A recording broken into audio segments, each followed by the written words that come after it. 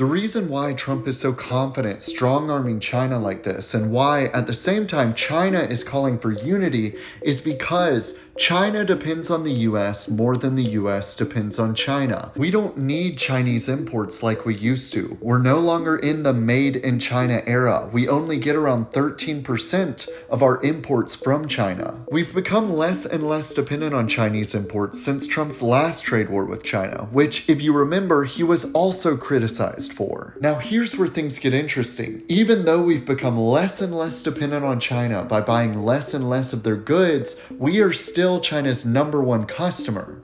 And when Trump puts tariffs on China and makes it harder for Americans to buy Chinese goods, he is threatening to take away China's #1 customer. And losing that customer while their economy is fragile because of a property crisis and youth unemployment is a huge deal. And China's really in no position to retaliate with tariffs of their own, because their tariffs don't affect us nearly as much as our tariffs affect them. If China puts tariffs on us to make it more difficult for the Chinese to buy US goods, it's not a big deal for us, because the Chinese only buy around 7% of the stuff that we export anyway. Trump is strong-arming because he knows we have a superior negotiating position, and China is calling for unity because they know that they do not.